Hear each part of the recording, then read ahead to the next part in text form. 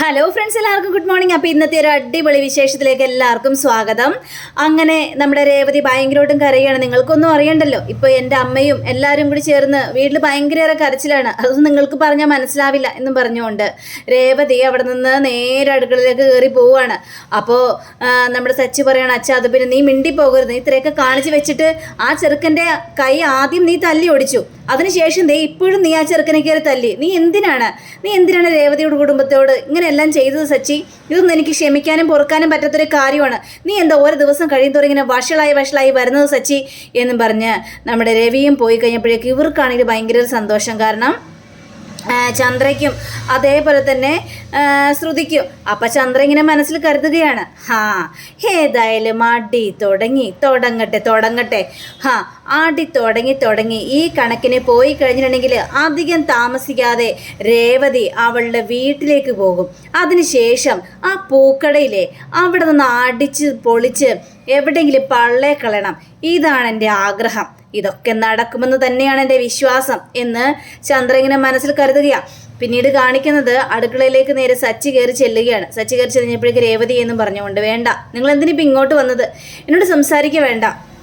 അതെ, നിങ്ങൾ ഇത്രയൊക്കെ കാണിച്ചു കൂട്ടിയിട്ട് എത്രമാത്രം ഞങ്ങളുടെ മനസ്സ് വിഷമിച്ചെന്നറിയാമോ? എന്തിനാണ് എൻ്റെ അനിയനോട് ഇങ്ങനെയൊക്കെ ചെയ്തത്? എൻ്റെ അമ്മയ്ക്ക് എത്രമാത്രം സങ്കടം എന്നറിയാമോ? എൻ്റെ അമ്മ നിങ്ങളൊരു മകനെ പോലെയാണ് കണ്ടിട്ടുള്ളത്.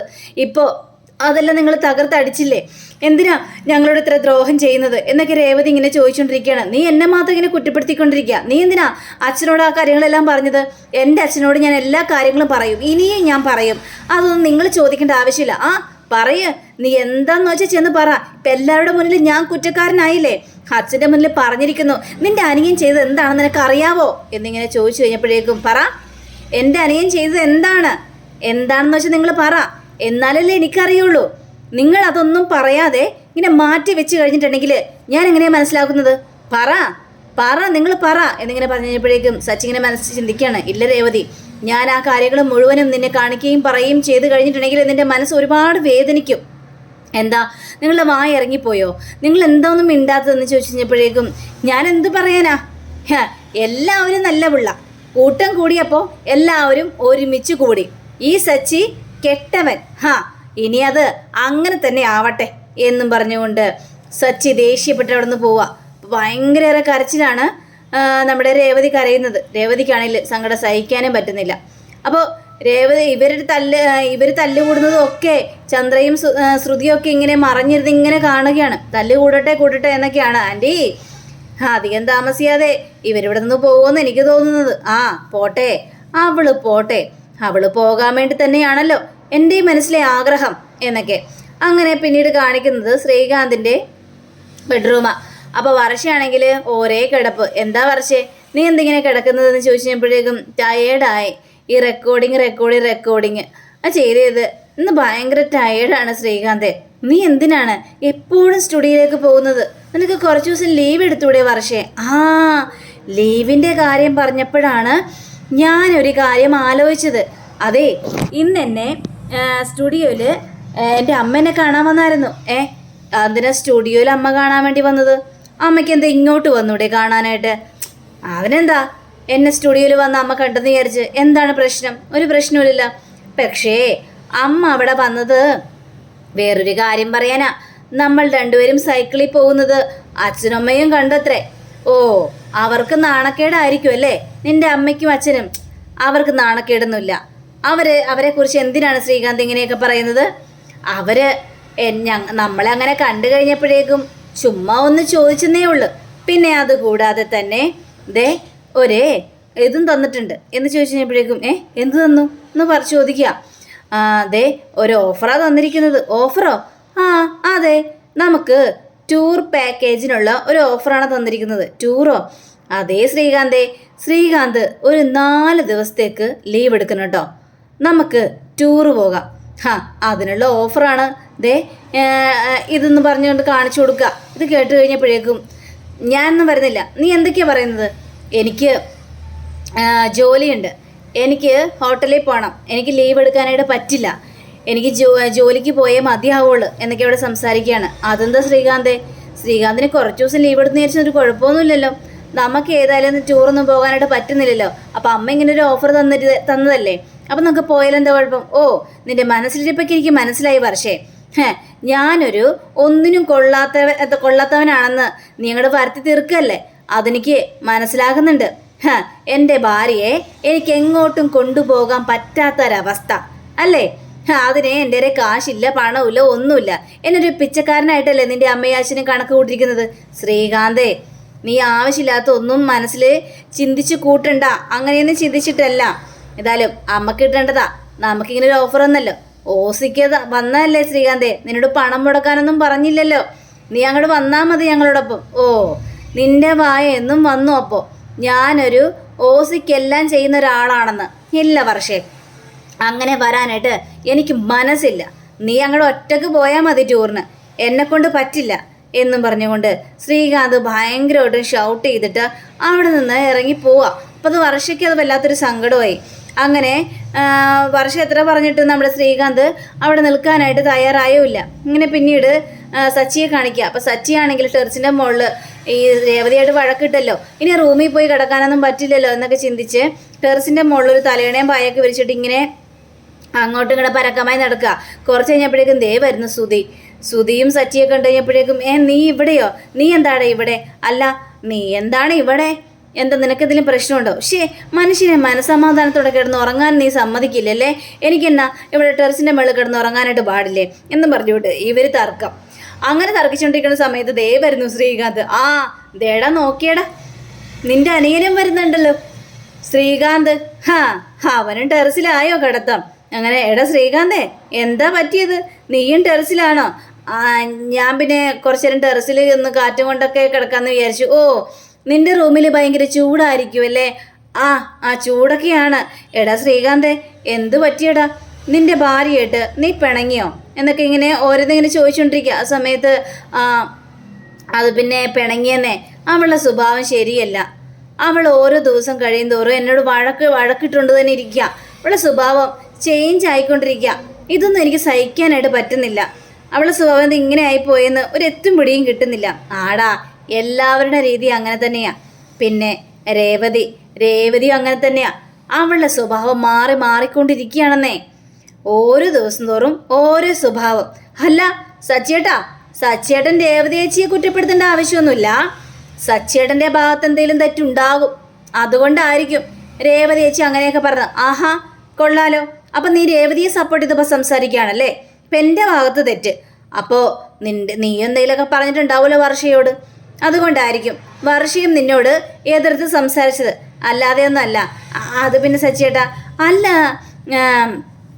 സുധിയേട്ടാ, ഏട്ടൻ്റെ വൈഫ് അങ്ങനെ പ്രശ്നക്കാരിയൊന്നും അല്ലല്ലോ. നിങ്ങൾ രണ്ടുപേരും ഭയങ്കര സ്നേഹത്തിലാണല്ലോ. പിന്നെന്ത് പറ്റി ഈ ടെറസിൻ്റെ മുകളിലേക്ക് വരാനുള്ളതൊക്കെ കാരണം? അത് പിന്നെ എല്ലാവരുടെ സ്വഭാവം ഒരേപോലെ ഇരിക്കില്ലല്ലോടാ. അവളും തുടങ്ങി ഓരോരോ കാര്യങ്ങൾ. കല്യാണത്തിന് മുമ്പ് ഞാൻ എന്ത് പറഞ്ഞാലും അവൾ കേൾക്കായിരുന്നു. എന്ത് സ്നേഹത്തോടെയും സമാധാനത്തോടെയൊക്കെയാണ് സംസാരിക്കുന്നത്. ഇപ്പം അങ്ങനെയല്ല, നമ്മളുടെ മുന്നിൽ മെക്കിട്ടങ്ങോട്ട് കയറുകയാണ്. ഒന്നും ചെയ്യാനും പാടില്ല, പ്രവർത്തിക്കാനും പാടില്ല, ഒന്നും നമ്മളെക്കുറിച്ച് മനസ്സിലാക്കുകയില്ല. നമ്മുടെ മനസ്സ് മനസ്സിലാക്കാനായിട്ട് ഇപ്പം കഴിയേയില്ലടാ. ഇത് തന്നെയാണ് സുധിയേട്ടാ എല്ലാവരുടെ അവസ്ഥ. ഇത് കേട്ട് സച്ചിയാണെങ്കിൽ എല്ലാവരുടെ അവസ്ഥ എന്താണെന്ന് എനിക്കറിയില്ല. പക്ഷേ കല്യാണത്തിന് മുമ്പ് എനിക്ക് രേവതിയെക്കുറിച്ച് ഒന്നും അറിയില്ല. പക്ഷേ കല്യാണത്തിന് ശേഷമാണ് ഞാൻ രേവതിയെക്കുറിച്ച് മനസ്സിലാക്കിയത്. അങ്ങനെ മനസ്സിലാക്കാനാണ് എനിക്ക് താല്പര്യം. ഇതൊക്കെ കിട്ടുന്നപ്പോഴേക്കും ഏതായാലും നീ ഒരു തല്ലുകൊള്ളിയാണല്ലോ എന്നൊക്കെ ഇവരിങ്ങനെ പറഞ്ഞ് വാക്ക് തർക്കങ്ങളൊക്കെ കുറേ ഉണ്ടാകുക. ആ സമയത്ത് സുധി പറയാണ്, എടാ പണ്ടത്തെ കാര്യം ഓർക്കാറുണ്ടോ? നമ്മൾ 3 പേരും ഇതേപോലെ ടെറസിൽ വന്നിരിക്കുന്ന ആ കാര്യം. പണ്ടേ അച്ഛനും അമ്മയും പൂര അടിയായിരിക്കും. ആ സമയത്ത് നമ്മൾ 3 പേരും കൂടി ചേർന്ന് ഈ ടെറസിൻ്റെ മേളിൽ കയറി ഇങ്ങനെ ഇരിക്കും. എന്നിട്ട് നല്ല നല്ല അടിപൊളി കളികളൊക്കെ കളിക്കും, ചിരിച്ചുല്ലസിക്കും. എന്ത് രസമായിരുന്നല്ലേടാ. ഇതൊക്കെ കേട്ട് കഴിഞ്ഞപ്പോഴേക്കും നമ്മുടെ ശ്രീകാന്ത് പറയാണ്, അതിനു വേണ്ടി സുധിയേട്ടൻ പ്രാർത്ഥിക്കുമായിരുന്നു, അമ്മയും അച്ഛനും വഴക്ക് കൂടണേന്നും പറഞ്ഞുകൊണ്ട്. അതൊക്കെ ഒരു മനസുഖം. അതിനു വേണ്ടി ചെയ്തതല്ലേ. ഏട്ടൻ്റെ ഒരു മനസുഖം. പിന്നെ ഈ ഏട്ടന് വേറൊരു കാര്യം കൂടി ഉണ്ടായിരുന്നു. ഭയങ്കര ഇക്കിളി ഇട്ട് കഴിഞ്ഞിട്ടുണ്ടെങ്കിൽ ഏട്ടന് സഹിക്കാൻ പോലും പറ്റില്ല. എനിക്കത് ഭയങ്കര ഇഷ്ടമായിരുന്നു. ഞാൻ ഏട്ടനെ ഇക്ലിയാക്കി കൊണ്ട് തന്നെ ഇരിക്കും. ഒന്ന് പോടാ ശ്രീകാന്തേ, എനിക്കിപ്പോൾ ഇക്ലിയൊന്നുമില്ല, ഞാൻ വലുതായില്ലേ. പിന്നെ എങ്കിൽ പിന്നെ ഞാനൊന്ന് നോക്കട്ടെ എന്ന് പറഞ്ഞുകൊണ്ട് ശ്രീകാന്ത് ശ്രുതിയെ ഇക്ലിയാക്കിയാണ്.